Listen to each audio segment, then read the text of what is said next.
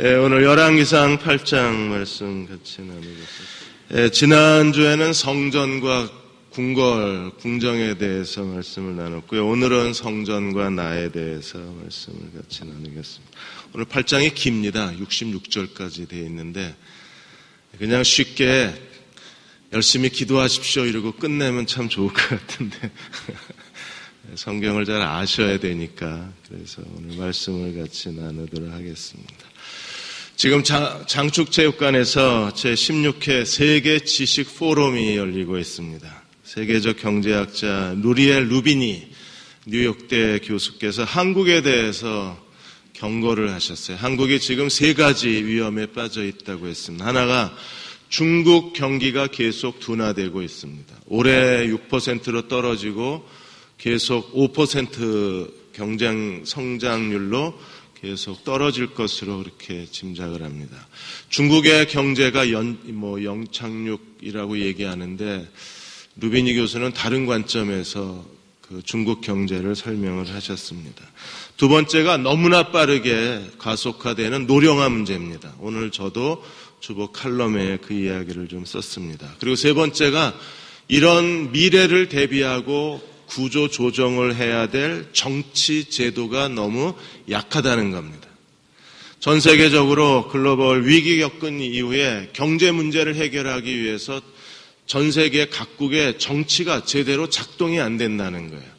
한국도 지금 정치 제도가 한국 경제를 회복할 수 있는 해결점을 제시하지 못하고 있다고 말했습니다.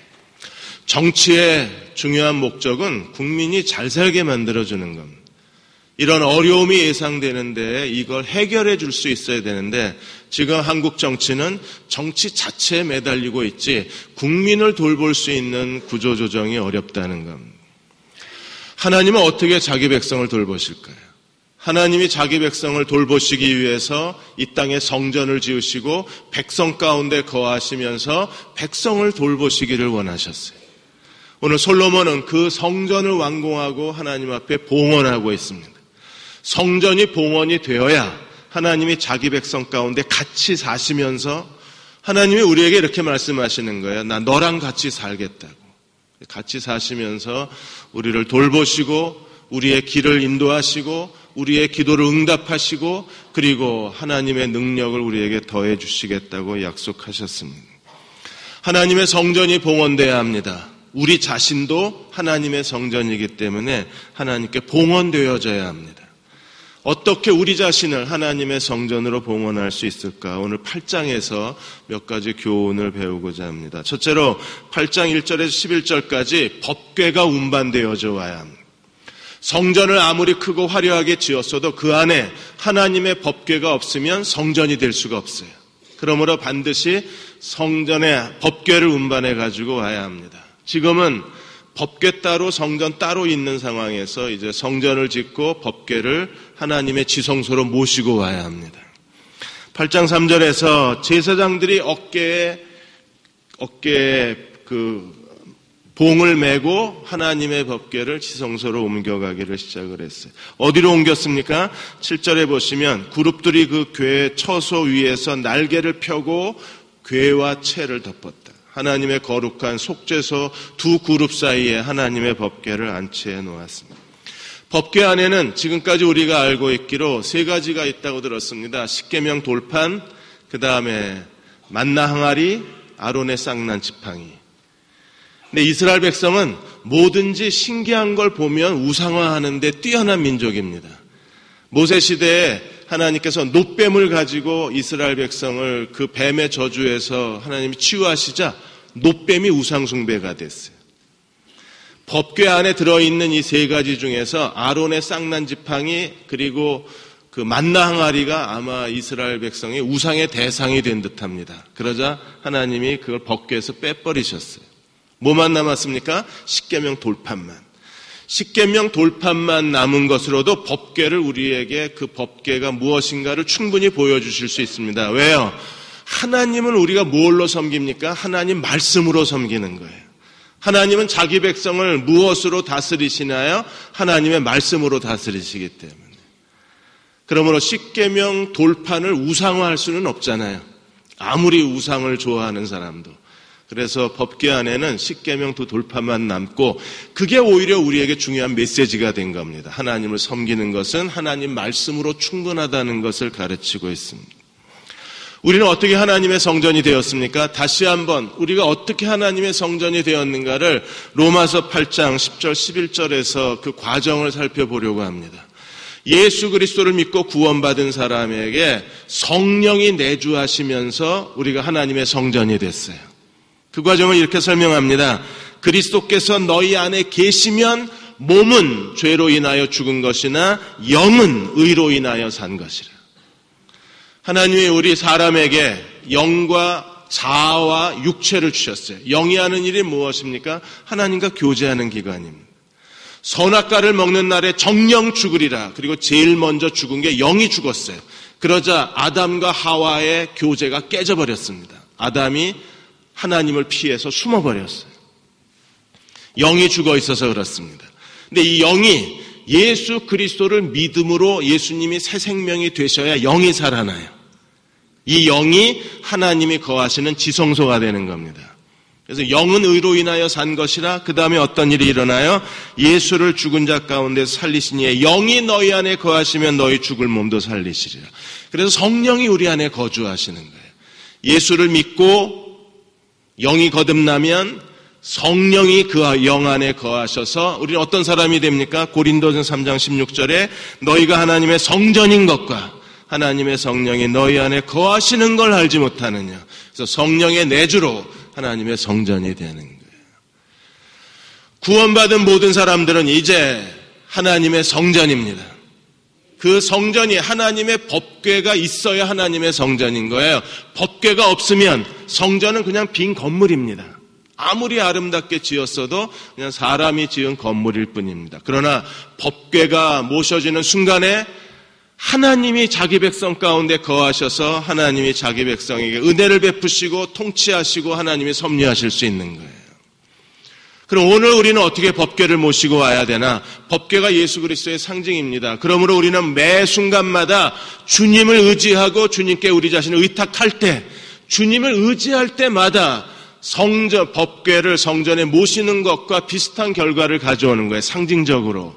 우리가 주님을 의지하면 주님께서 성전에서 하나님의 법궤로 말미암아 자기 백성을 통치하듯이 우리가 주님을 의지하면 주님이 우리를 도우시고 우리의 기도를 들으시고 우리에게 하나님의 축복을 더해 주시는 거예요.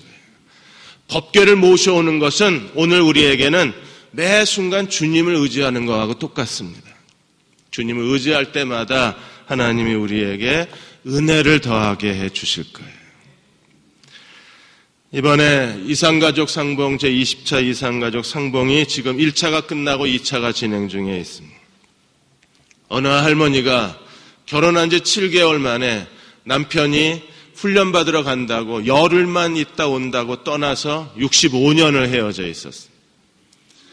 이제 나이 80이 넘어서 남편을 65년 만에 만났는데 이가 다 빠진 할아버지를 만나게 됐습니다.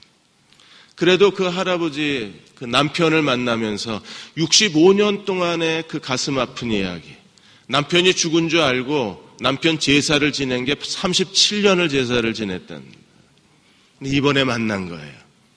근데 2박 3일 동안에 겨우 6차례 12시간을 만나고 또 생이별을 하는 겁니다. 어느 신문 기자가 1차 상봉 끝난 가정에 전화를 해서 기분이 어떠냐고 물었습니다. 북녘의 누이를 만나신 분은 이게 인생의 두 번째 생이별이 되는 거예요. 65년을 이별을 하고 기다렸다가 겨우 2박 3일 만나고 또 이별을 해야 되니까 이보다 더 가슴 아픈 일은 없다는 겁니다. 차라리 만나지 말 것을이라고 말한 가족도 있었습니다. 그래도 통일부 주간의 통계에 의하면 이산가족을 기다리는 사람이 60만, 70만인데 그중에 만날 수 있는 기회를 얻은 것은 큰 기적입니다. 그러나 헤어지고 나서 더 가슴이 아프다는 거예요. 누가 이 사람들을 위로해 줄 수 있을까요?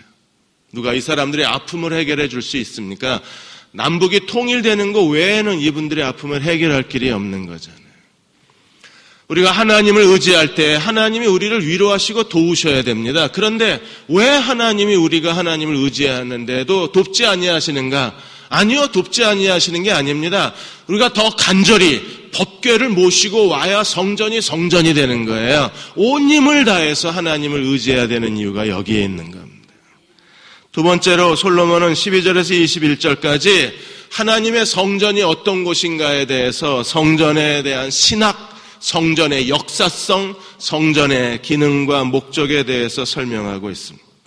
하나님은 어디에 계셨습니까? 12절에 보시면 지금까지 하나님은 깜깜한 데 계셨어요. 하나님의 지성소, 거기가 하나님이 거하시는 곳입니다. 지성소에는 빛이 들어오지 않습니다. 오직 하나님의 거룩한 빛만이 성소를 밝히고 있을 뿐입니다. 하나님의 지성소가 있는 곳이 하나님의 처소가 되는 거예요.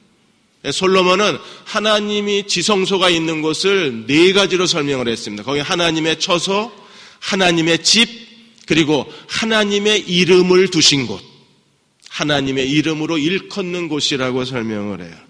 8장 16절에 이렇게 말합니다.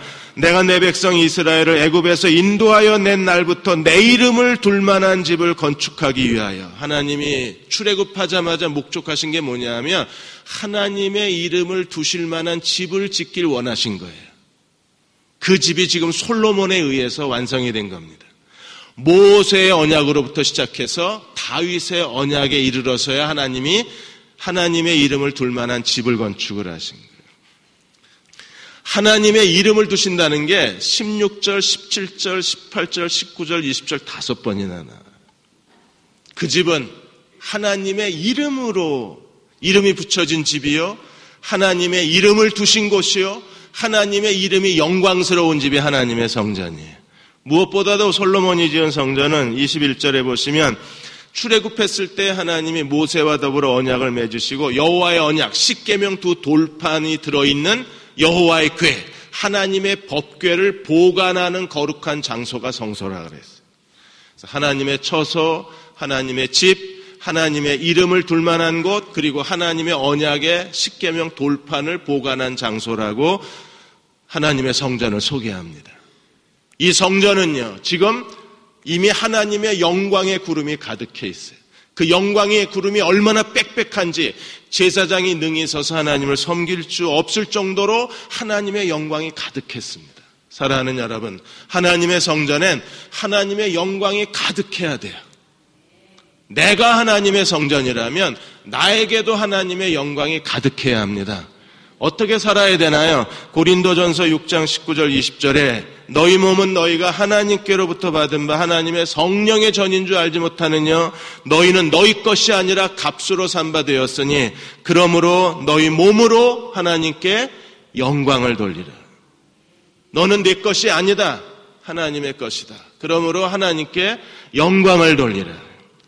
베드로전서 2장 9절에서는 이렇게 말합니다. 너희는 택하신 족속이요 왕같은 제사장이요 거룩한 나라요 그의 소유된 백성이니 너희를 어두운 데서 불러내어 그의 기이한 빛에 들어가시게 하신 이의 아름다운 덕을 선전하려 하십니다.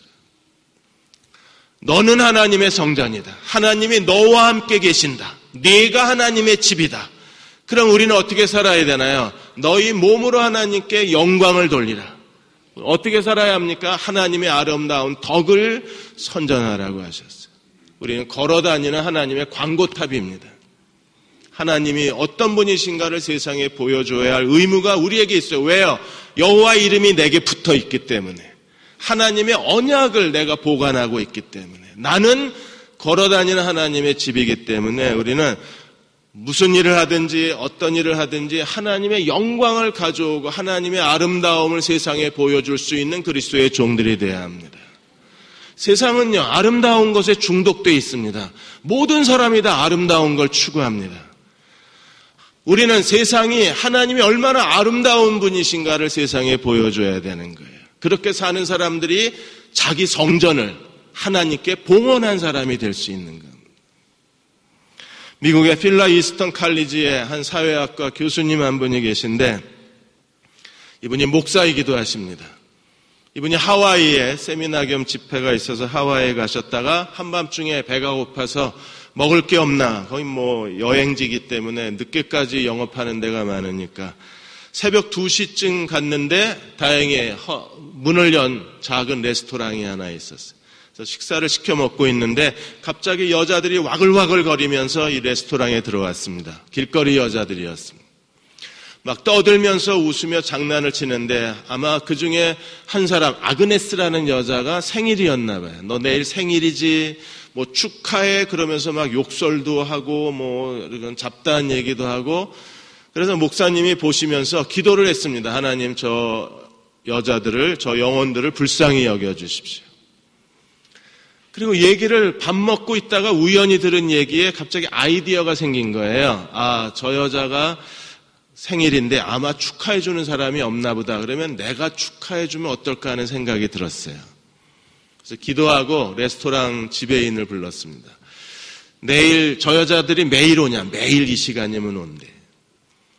그러면 저 중에 아그네스라는 여자가 생일인 것 같은데 여기 내가 이 식당을 빌려서 생일 파티해도 되냐? 괜찮다고. 지금 이 시간엔 사람도 별로 없으니까. 자기가 도와주겠다고 얘기합니다. 그리고 이제 친구한테 몰래 이 교수가 얘기를 했어요. 내일 그 아그네스가 생일인 것 같은데 나랑 같이 생일 축하를 하자. 좋다. 이 시간에 끝나면 반드시 일로 데려와라. 그렇게 약속을 다 해놓고 그 다음날 새벽에 됐는데 그 시간에 친구들이 아그네스를 데려온 거예요. 다 같이 폭죽을 터뜨리고 생일 축하 노래를 불러주었습니다. 교수님이 나는 목사인데 기도해주고 싶다 그러자 이 아그네스가 어렸을 때 우리 다 교회를 다녔기 때문에 찬송 부를 줄 안다. 찬송을 같이 부르고 싶자. 그래서 찬송 부르고 기도해주니까 말씀도 전해달라 그래서 그날 하나님 말씀을 전했어요. 그러자 이 여자들이 우리는 교회를 갈 수가 없다. 교회가 우리를 환영해주지 않는다. 가끔 이렇게 와서 우리랑 예배 드려줄 수 있냐? 얼마든지 예배 드려줄 수 있다. 그래서 그 레스토랑에 길거리 여자들 교회가 생겨났습니다. 그리고 그 지역에 신실한 목사 한 분을 이 여자들하고 연결해 주어서 주일날 새벽이지만 새벽에 그들은 함께 모여서 하나님을 예배합니다. 그 교수가 칼럼을 쓰면서 이런 얘기를 했습니다. 하나님은 지금도 기적을 행하고 계시고 세상을 변화시킬 수 있는 하나님의 동역자들을 찾고 계시고 그 사람들은 바로 이 길거리 여자들을 불쌍히 여길 수 있는 예수님의 긍휼의 심장을 가진 사람을 찾아낼 수만 있다면 하나님은 그들에게 지금도 기적을 행하고 계신다고 말씀하셨습니다. 하나님의 집입니다. 내가 하나님의 집이라고 스스로 자기를 생각한 사람들, 성전의 자아 정체성을 가진 사람들, 하나님이 내 안에 계시다는 사실을 깨달은 사람들은 예수의 심장을 갖고 사는 거예요. 그들은 사람들을 긍휼히 여길 줄 압니다. 그곳에 하나님의 기적이 일어나고 있는 거예요. 세 번째로 22절에서 53절까지 솔로몬이 성전에서 하나님 앞에 기도를 합니다. 7가지 기도를 하는데 7가지 기도를 하면서 솔로몬은 먼저 하나님이 어떤 분이신가에 대해서 하나님을 백성들에게 선언하고 있는 거예요. 하나님의 성전. 그러면 그 하나님은 어떤 분이신가? 먼저 알아야죠. 하나님은 어떤 분이신가에 대해서 솔로몬은 22절에서 26절까지 하나님은 어떤 분이신가? 하나님은 인간이 행한 대로 갚아주시는 하나님이라고 말씀을 하셨어요. 우리가 예배하고 제물을 바치고 순종하는 하나님은 어떤 분이신가 하면 인간의 모든 행위대로 그대로 보응하시는 하나님이십니다. 그래서 심는 대로 거둔다고 말씀을 하시는 거예요. 그 사람이 스펙이 어떤 사람인지, 종교적으로 교회를 얼마나 다녔는지, 교회 안에서 직분이 무언지 그거 전혀 상관이 없습니다. 하나님은 어떻게 우리를 심판하세요? 로마서 2장에 보시면 각 사람의 행위대로 심판하시는 하나님이십니다. 그러므로 우리는 하나님을 두려워해야 합니다. 어떤 일을 하기 전에 내가 해도 좋은가 안 해도 좋은가, 이 사회가 허락하는가, 교회 윤리가 허락하는가, 그런 것도 우리에게 중요하지만 더 중요한 게 있어요. 하나님은 결국 내 행동을 내가 책임져야 된다는 겁니다. 그래서 오늘 23절에 솔로몬은 이렇게 우리에게 말하고 있습니다. 23절에 보시면 이스라엘의 하나님 여호와여, 위로 하늘과 아래로 땅에 주와 같은 신이 없나이다. 주께서는 온 마음으로 주의 앞에 행하는 종들에게 뭘 하시고 언약을 지키시고 뭘 주세요? 은혜를 주십니다. 어떤 사람에게? 온 마음으로 하나님 앞에 행하는 사람들에게 하나님은 언약을 지키시고 은혜를 베푸시는 하나님이라고 솔로몬은 고백하고 있습니다. 그리고 24절에 주께서 주의 종 내 아버지 다윗에게 하신 말씀을 지키사 주의 입으로 말씀하신 것을 손으로 이루심이 오늘과 같은 이이다. 다윗의 언약을 하나님이 입으로 말씀하시고 하나님의 손이 그것을 이루셨다는 거예요. 어떤 사람에게? 하나님에게 온 마음으로 순종하는 사람에게 오늘 하나님은 그 언약을 이루시고 약속을 이루어내시고 심는 대로 거두게 하시는 분이 하나님이십니다. 우리는 하나님을 예배할 때 그 하나님이 어떤 하나님인가를 기억하고 두려워해야 돼요. 그리고 그 하나님을 의지해야 됩니다.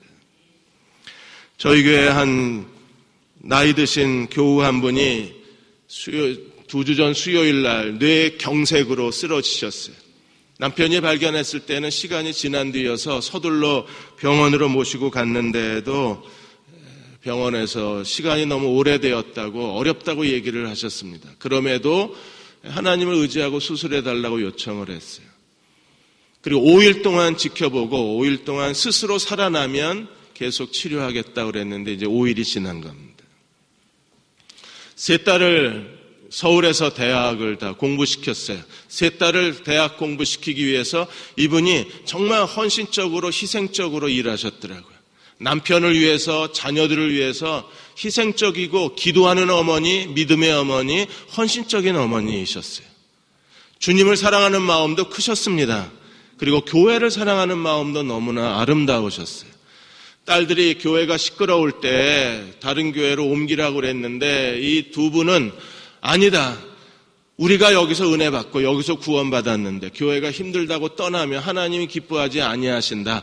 교회의 고난을 같이 당하겠다고 교회 끝까지 남으신 거예요.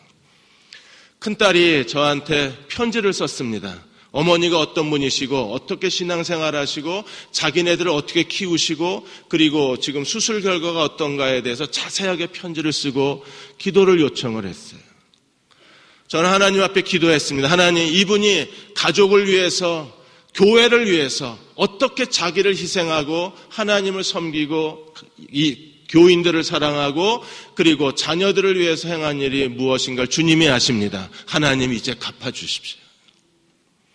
하나님 앞에 선한 일을 행한 거에 대해서 하나님 되돌려 주십시오. 하나님의 보상이 있고 하나님의 축복이 있고 하나님의 은혜가 있게 해 주옵소서. 하나님은 어떤 분이시라고요? 반드시 행한 대로 갚아주시는 하나님이시기 때문에 그렇습니다. 하나님이 갚아주시기 때문에 우리는 죄를 지을 때마다 하나님이 어떻게 하십니까? 징계하고 심판하시는 거예요. 죄를 지으면 반드시 하나님이 심판하시는 겁니다. 그래서 심판을 받을 때 죄를 짓고 징계를 받을 때에 솔로몬은 너희는 징계받을 때 하나님 앞에 성전에서 기도해라. 그러면 하나님이 우리를 회복시켜 주신다는 걸 7가지 케이스로 기도에 대해서 설명하고 있는 거예요.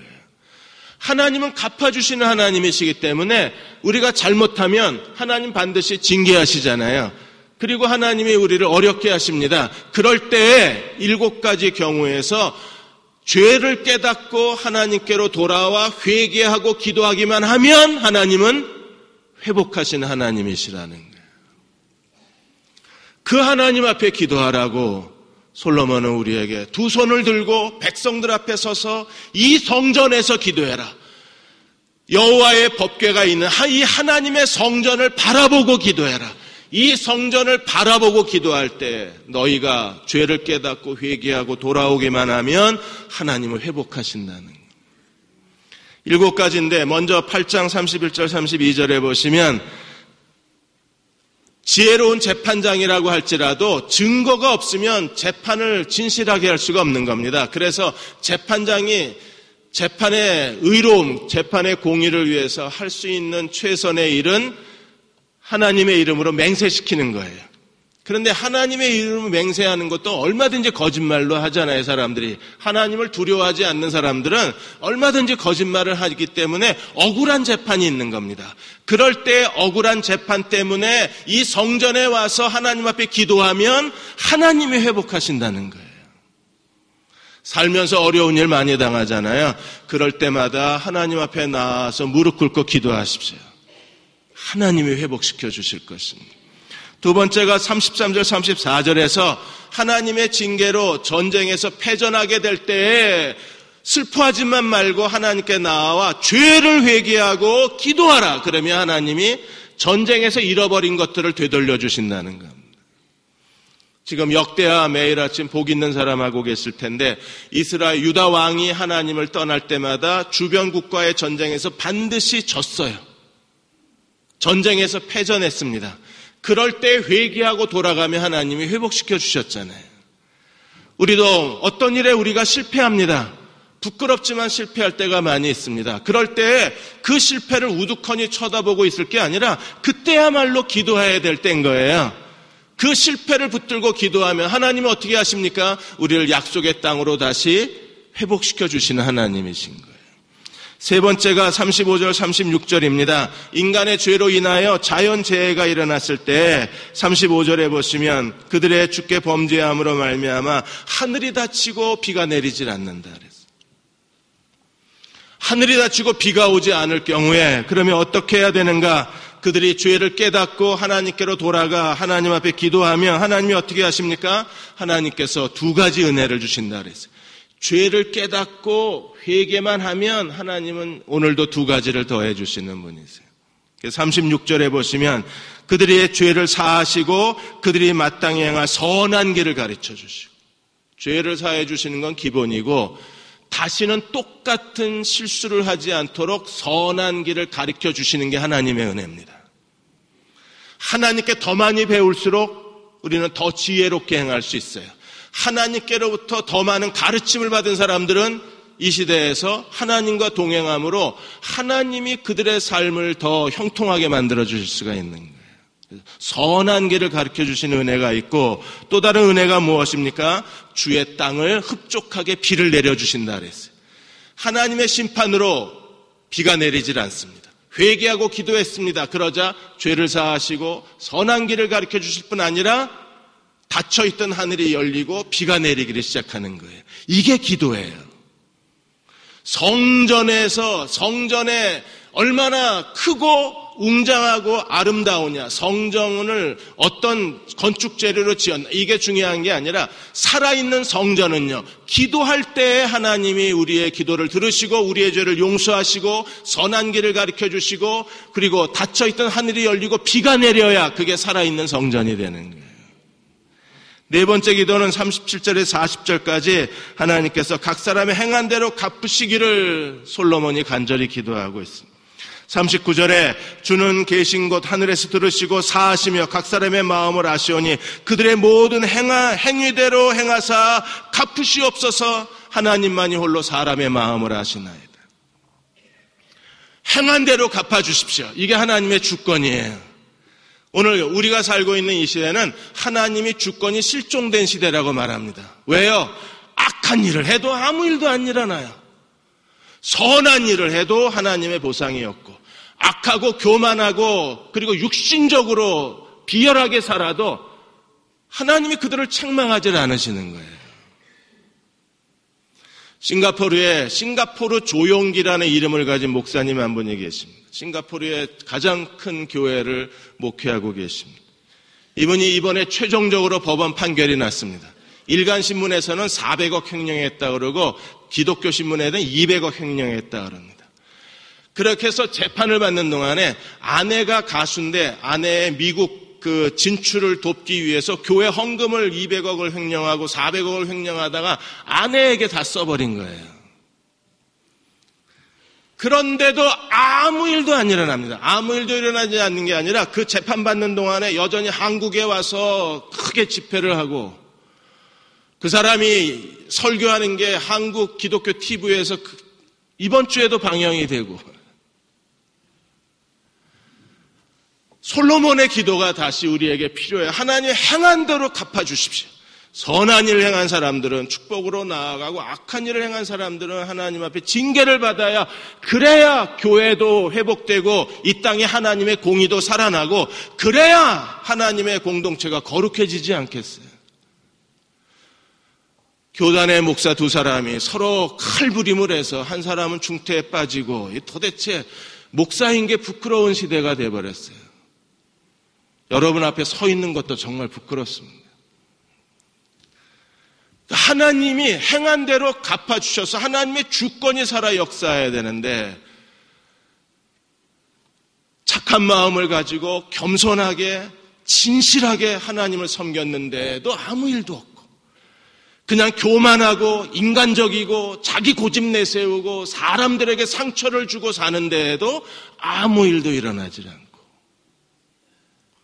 지금 이 사회도 그렇고 교회도 그렇고 우리도 다시 솔로몬처럼 무릎 꿇고 기도할 수밖에 없는 거예요. 하나님, 각 사람의 행위대로 갚으시옵소서. 하나님만이 홀로 사람의 마음을 아십니다. 저도 마찬가지입니다. 이렇게 무능한 목사가 그냥 적당히 목회해도 아무 일도 일어나지 않으면 교인들만 손해를 보는 거잖아요. 당연히 하나님이 책망하시고 자원하는 마음을 주셔야 되고 일깨워 주셔야 되고 어떻게 하라고 하나님이 간섭해 주시고 나를 경책하셔야 되는 거 아니에요. 지금 솔로몬은 그 하나님의 주권을 향해서 하나님 앞에 손을 들고 있는 거예요.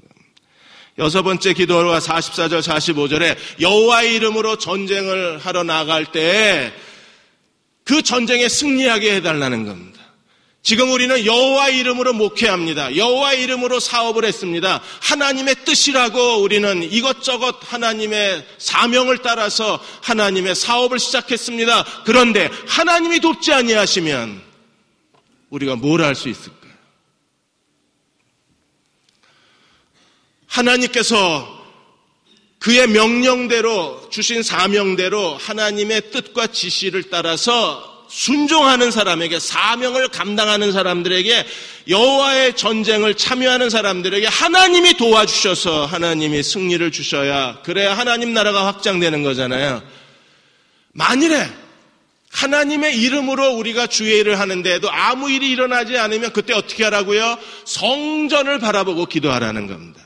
그러면 하나님께서 우리를 도와주실 것이라고 솔로몬이 기대하고 있는 거예요.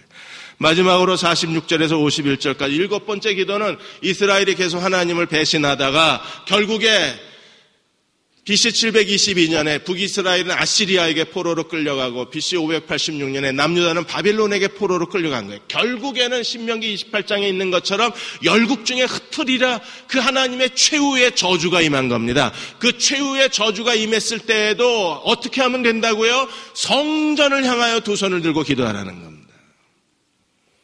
하나님의 약속대로 바벨론 70년 포로 후에 이스라엘을 다시 귀환시켰고 그들은 다시 성전을 지었어요.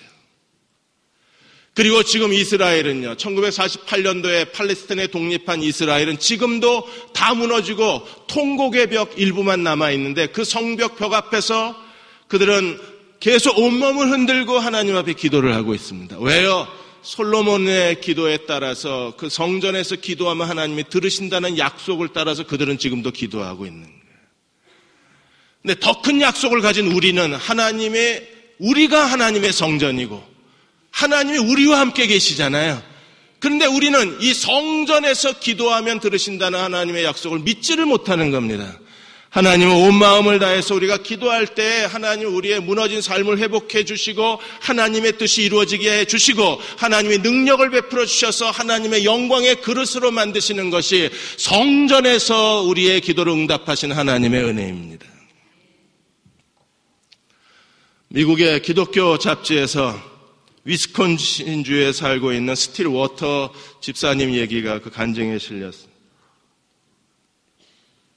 이분은 정말 교인들에게 존경을 받으시고 사랑을 받으시고 그래서 많은 그 사람들이 이분의 가르침을 따라서 주님의 제자로 양육이 되었던 분이셨는데 평생 감사만 하고 사셨기 때문에 감사집사라는 이름을 얻으셨습니다. 그런데 은퇴 후에 갑자기 아내가 치매 증상이 나타나기 시작한 거예요.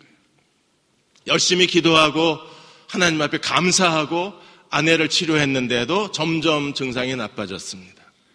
그래도 아내가 곁에 살아있다는 것만으로도 너무 감사했지만 결국에는 중증 환자가 되어서 할 수 없이 요양병원으로 보내야 했었습니다. 미국에서는 그게 법으로 보내게 돼 있습니다.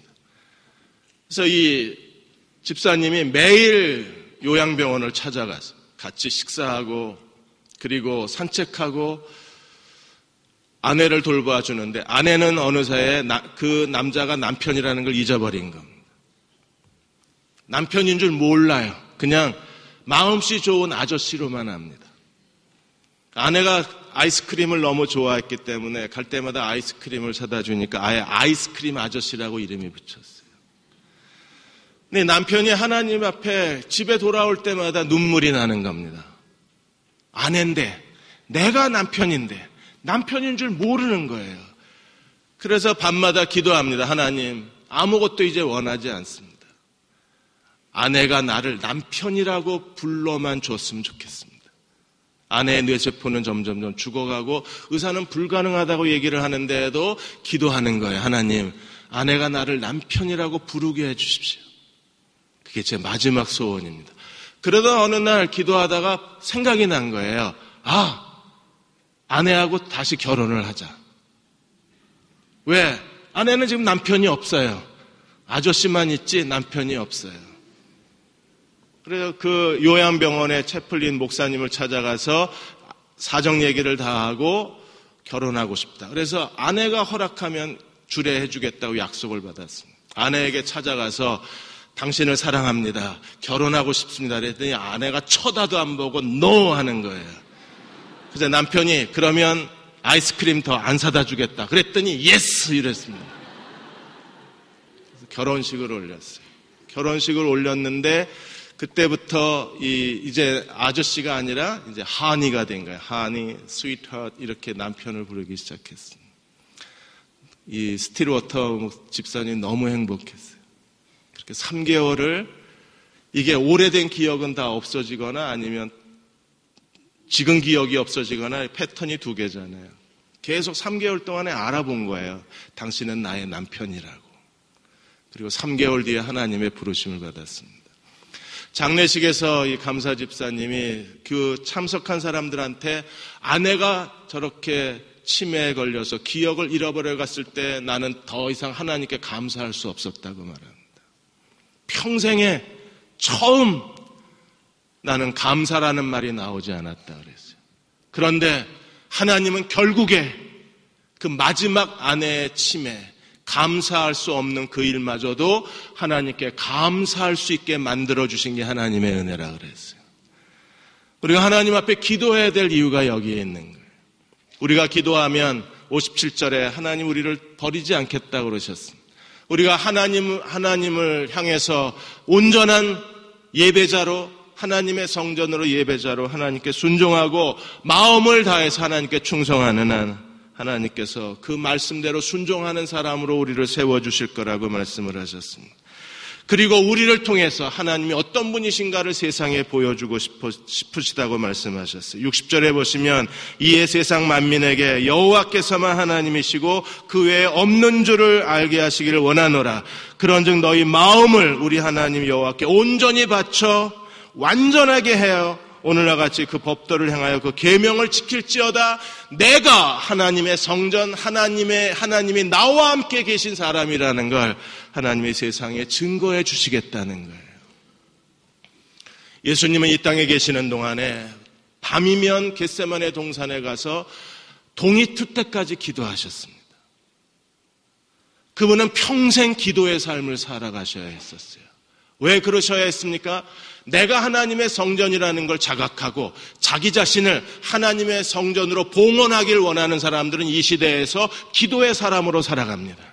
솔로몬이 성전을 하나님 앞에 바치면서 7가지 기도를 말한 것처럼 오늘 이 시대에 하나님의 성전을 하나님께 바친 사람들은 기도의 사람일 수밖에 없는 거예요. 바울은 쉬지 않고 기도했습니다. 다니엘도 예루살렘 동쪽 창문을 향하여 바빌로니아 땅에서 그 버림받은 땅에서 이방 땅에서 예루살렘 동쪽 창문을 향하여 창문을 열어놓고 하루 3번씩 기도하지 않았습니까? 기도하는 자는 사자굴에 던져 넣는다고 할지라도 사자굴에 내 던지기까지 다니엘은 기도를 멈출 수가 없었습니다. 왜요? 하나님께서 우리의 기도를 들으시고 응답하시는 성전에 계신 하나님이시기 때문에 그렇습니다. 오늘 하나님이 우리의 모든 기도를 들으시고 응답해 주실 것입니다. 그리고 하나님이 우리의 모든 부르짖음에 응답하실 것입니다. 그래서 솔로몬은 하나님 앞에 이렇게 확신하고 이렇게 말합니다. 28절에 내 하나님 여호와여 주의 종의 기도와 간구를 돌아보시며 이 종이 오늘 주 앞에서 부르짖는 바 모든 비는 기도를 하나님 들으시옵소서. 하나님께서 주의 눈이 주야로 이곳을 향하여 주의 종이 이곳을 향하여 모든 간구하는 기도에 하나님 응답하여 주옵소서.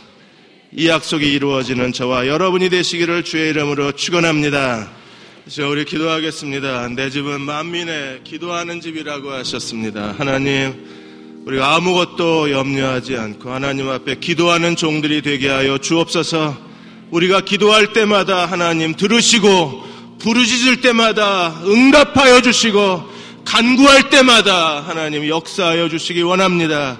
우리의 기도가 허공에 맴돌지 않게 하여 주옵소서. 우리의 믿음이 허공을 치지 않게 하여 주옵소서. 하나님이 이곳에 계신 걸 믿습니다. 우리 안에 하나님이 계신 걸 믿습니다. 하나님 기도할 때마다 응답하시고 내가 여기 있다고 말씀하여 주시고 하나님의 뜻을 종들에게 나타내 보여 주옵소서. 하나님 은혜 있기 원합니다. 우리의 기도가 응답되기 원합니다. 하나님과 동행하고 싶습니다. 주여 우리를 하나님의 성전으로 바치게 하여 주옵소서. 우리 한 1, 2분간 합심해서 함께 통성으로 같이 기도하겠습니다. 아버지 하나님, 하나님이 계신 성전으로 일컬음 받게 하여 주옵소서. 우리 한 사람 한 사람이 하나님의 성전입니다. 하나님이 함께하는 사람입니다. 솔로몬이 성전을 위해서 기도했던 것처럼 오늘 우리가 그 솔로몬의 기도가 우리의 성전에 살아있기를 원합니다. 7가지 기도가 응답되는 하나님 성전이게 하여 주옵소서. 이제 하나님 우리의 눈물의 기도 들어주시고 간절한 마음으로 부르짖는 기도에 응답하여 주시고 우리가 우리 자신을 위해 기도한 것이 아니라 하나님 나라와 그 뜻을 위하여 전심으로 기도한 걸 주님이 아십니다. 우리 마음에 정직한 바를 주님이 아십니다. 들으시고 응답하여 주사 하나님 영광이 되게 하여 주옵소서. 너희가 나를 택한 것이 아니라 내가 너희를 택하여 세웠나니 이는 너희로 가서 열매를 맺게 하고 또 너희 열매가 항상 있게 하여 내 이름으로 아버지께 무엇을 구하든지 다 받게 하려 함이라. 하나님 이 약속이 이루어지게 하여 주옵소서. 내 이름으로 아버지께 무엇을 구하든지 다 받게 하려 함이라. 하나님의 법궤를 성전으로 모셔드립니다. 예수의 이름으로 기도하고 모든 일에 주님께 감사하고 주님을 의지하겠습니다. 하나님 이곳이 내가 서 있는 이 자리가 하나님의 성전의 자리가 되게 하시고 하나님의 영광이 머물게 하여 주시고 하나님의 축복의 자리가 되게 하여 주옵소서. 지금은 우리를 죄에서 구원하신 우리 주 예수 그리스도의 은혜와 하나님 아버지의 그 크신 사랑하심과 성령의 도우시고 함께하신 은혜가 10월의 마지막 주일 예배드리고 돌아가는 모든 교우와 사랑하는 자녀들과 가정 위에 기도하여 구하는 모든 일들 위에 이 땅에 고통과 어려움 가운데 신우하는 모든 주의 백성들 위해 지금부터 영원히 함께 하시기를 간절히 축원하옵나이다. 아멘.